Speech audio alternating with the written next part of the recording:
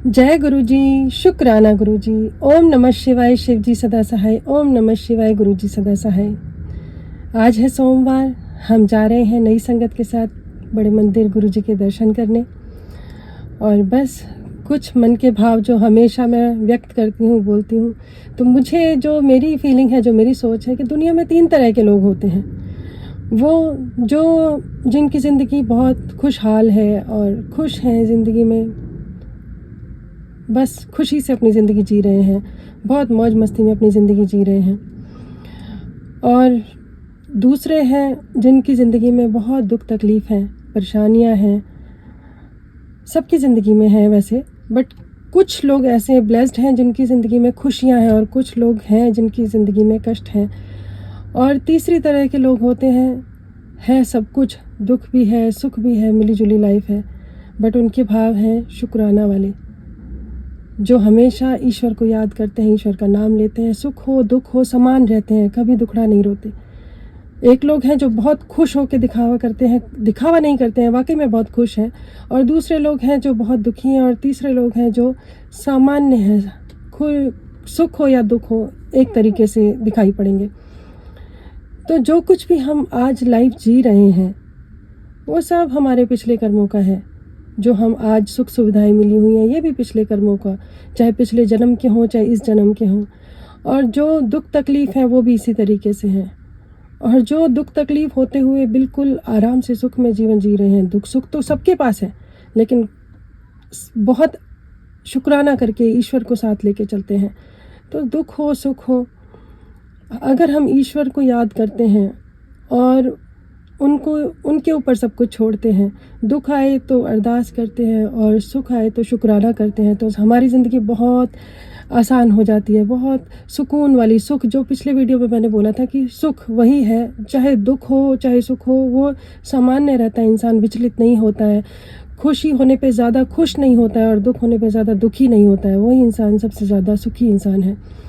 तो एक कहानी आज मैंने सुनी थी गुरबानी में। एक सेठ था, उसके पास बहुत धन दौलत थी, बहुत पैसा था, बट उसको कोई औलाद नहीं थी। तो वो गुरुद्वारे में जाता था, बहुत जगह गया माथा टेकने के लिए, अपने पुत्र प्राप्ति के लिए कि मुझे भी बेटा हो, बच्चा हो।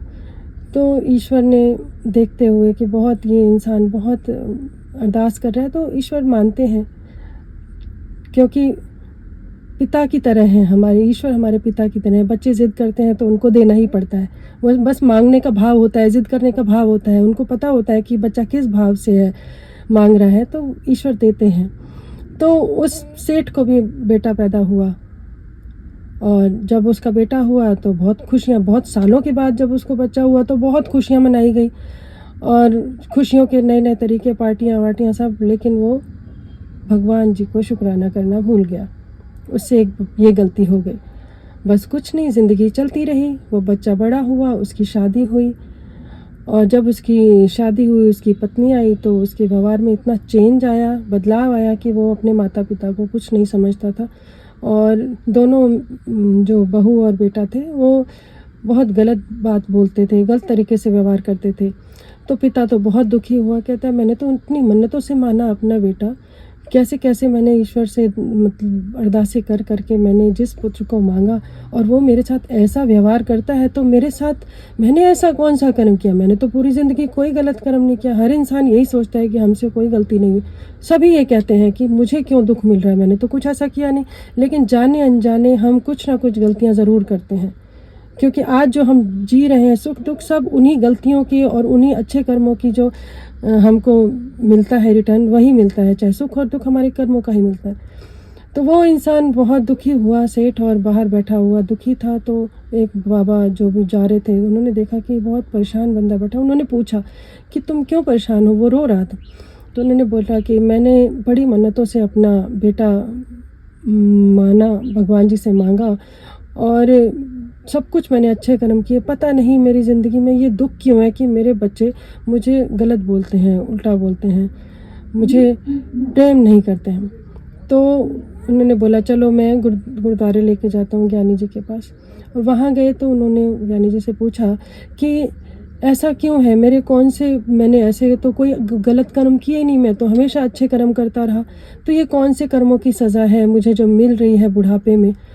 तो उन्होंने बोला, याद कर, जब तूने ईश्वर से जब मांगा, वाहिगुरु से जब तूने पुत्र मांगा, तुझे इतनी मन्नतों के बाद जब वो पुत्र, इतने तूने प्रोमिसेस किए होंगे भगवान से। हम जब भगवान से कुछ मांगते हैं तो बहुत प्रोमिसेस करते हैं, हम ये करेंगे वो करेंगे। तो उसके बाद जब तेरा पुत्र हुआ तो तूने क्या किया, तो तूने उनका शुक्राना किया, कोई सत्संग किया, कुछ भी घर में कोई शुभ कार्य किया। तो वो उसको रियलाइज़ हुआ कि नहीं, ऐसा मैंने कुछ नहीं किया, भगवान को तो मैं भूल ही गया। तो कहते यही एक तूने गलत काम किया और इसकी सज़ा जो है ये तुझे मिल रही है। तो उसने, सेठ को बड़ा अफसोस हुआ इस बात का कि मैंने बहुत बड़ी गलती करी है। तो उन्होंने बोला, मैं कैसे, मुझे माफ़ी चाहिए भगवान से और मैं दोषी हूँ। तो जब वो ज्ञानी जी ने बोला, कोई नहीं, संगत आपके लिए अरदास करेगी, अगर आपका भाव है, जब इंसान को रियलाइज़ होता है तो परमात्मा माफ़ करते हैं। बच्चों से गलतियाँ होती हैं, बच्चे माफ़ी मांग लेते हैं तो पिता माफ़ करते ही हैं। तो उन्होंने फिर उनके बच्चों को बुलाया और बच्चों को समझाया। बस उनकी अरदास में इतनी शक्ति थी कि बच्चों की मति फिर गई और उन्होंने प्रेम से अपने माता पिता को आदर के साथ, उनकी ज़िंदगी जो है बहुत प्रेम से कटी फिर। तो संगत जी यही है, हम सुख में जब ईश्वर को भूल जाते हैं, बहुत लोग हैं जो बहुत पार्टियां करते हैं, खुश रहते हैं और सुखी हैं। ये जो सुख हमें आज मिल रहा है वो हमारे पिछले कर्मों का है, अच्छे कर्मों का। लेकिन क्या हम इन सुख के दिनों में अपने आगे के कर्मों के लिए कुछ कर रहे हैं, आगे के जीवन के लिए कुछ अच्छे कर्म कर रहे हैं? तो ये सोचने की ज़रूरत सबको है कि हम कल के लिए क्या कर रहे हैं। जो हमारा ईश्वर के लिए जो हम जिंदगी जी रहे हैं उनकी देन है। हम पता नहीं क्या क्या बोल के आए होंगे धरती पे, कुछ नहीं पता। लेकिन हम बस ये सोचते हैं कि हम अपनी बस मौज मस्ती करें, सब कुछ है ज़िंदगी जीने के लिए, पैसा, परिवार, सब कुछ है, इसके अलावा कुछ चाहिए नहीं। लेकिन नहीं, ये तो सारा माया के बंधन है, ये यहीं रह जाने हैं। एक समय ऐसा आता है जब इंसान को ज़रूरत होती है, पैसा भी धरा का धरा रह जाता है, सांसें नहीं मिलती हैं। तो बस दुख आए तो अरदास करो प्रभु से, ज़िद करो, अरदास करो, मानते हैं, दुख को बड़े ही आराम से निकाल देते हैं। और जब सुख आए तो शुक्राना करो और अच्छे कर्म करो, कुछ कर्म, चाहे ईश्वर का नाम लो, सेवा करो, सत्संग करो, कुछ दान करो, अपने सच की कमाई में से अच्छी कमाई करो, झूठ मत बोलो। कुछ छोटी छोटी चीज़ें हैं जो अपनी ज़िंदगी में हम लागू करके अपना आगे आने वाला कल सुधार सकते हैं। तो संगत जी बहुत लेट हो गया है। जय गुरु जी, शुक्राना गुरु जी। आगे चलते हैं, संगत को लेने दिखाते हैं आज की संगत। तो ये मेरा छोटा सा जो मैंने आज गुरबानी का एक पार्ट सुना था वो मैंने आपको बताया, उससे मुझे सीख मिली। आपको कितनी सीख मिलेगी पता नहीं, लेकिन गुरुजी से जुड़े हुए जो लोग हैं वो इन सब चीज़ों को समझते हैं। गुरुजी ने जिनको भी अपने दरबार में माथा टिकाया है उनकी मति फिर ही गई है, उनकी बहुत शुद्धता उनकी विचारों में आ गई है। मैं ईश्वर से प्रे करूँगी कि गुरुजी सबको, सबके गुनाह बख्शें, मंदिर तक लेके आएँ, माथा टिकवाएँ, दरबार से जोड़ें। जय गुरु जी, शुक्राना गुरु जी। जय गुरु जी, जय गुरु जी, जय गुरु जी। आज की संगत अनु आंटी, दोबारा जाने का मौका मिला अनु आंटी को। जय गुरु जी। जय गुरु जी। एक सीट थी तो अनु आंटी को दोबारा जाने का मौका मिला। हमको भी देखो, हमको भी तो मिला है, आपको भी मिला है। हमको भी मौका मिला है। देखो, जय गुरु जी, जय गुरु जी का सहारा, वो भी किसी को सहारा बनाते हैं, किसी को। आपको कुछ बोलना है आंटी? जय गुरु जी, शुक्राना मेरे मालिक। मेरा 2-3 दिन से मन कर रहा था कि मैं बड़े मंदिर जाऊं। होली मेरा मन होता है कि मैं त्योहार गुरु जी के साथ जाके जरूर अटेंड करूं। होली निकल गई, मैंने कहा गुरु जी होली तो निकल गई। गुरु जी कहते लो, रात ही आंटी का फोन आ गया, आंटी एक सीट है। मैंने कहा बिल्कुल।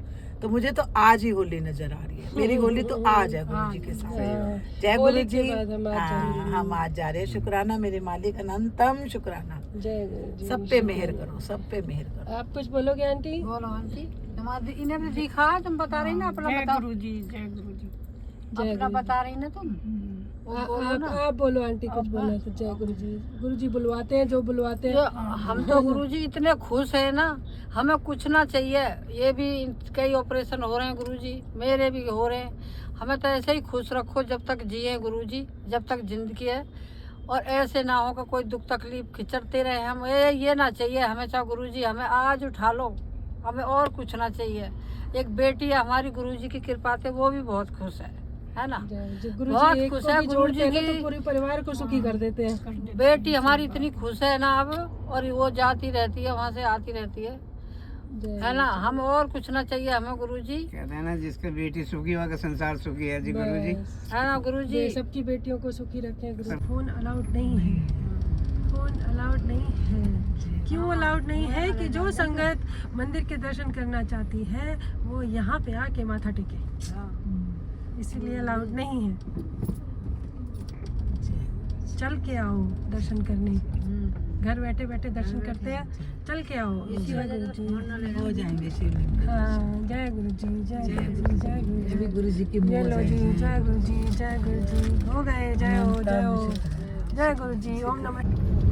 जय गुरु जी, शुक्राना गुरु जी, अनंतम अनंतम अनंतम शुक्राना गुरु जी।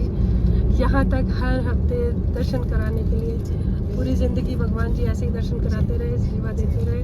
जय गुरु जी, शुक्राना गुरु जी, शुक्राना गुरु जी, शुक्राना। अनंतम जय गुरु जी, जय गुरु जी, जय गुरु जी, जय गुरु जी, जय गुरु जी। हम आ गए हैं दर्शन करके, और मुझे आज गुरु जी की ब्लेसिंग्स मिली, गुरु जी का स्वरूप मिला। बहुत प्यारा स्वरूप है, दिखाओ, दर्शन कराओ। ये गुरु जी का स्वरूप मिला मुझे, और ये आंटी को बुके की ब्लेसिंग मिली। ब्लेसिंग दी गुरु जी ने। और कैसे रहे दर्शन आंटी? अच्छे रहे। जय गुरु जी, जय गुरु जी, शुक्राना गुरु जी। बहुत अच्छे रहे, बहुत अच्छे रहे।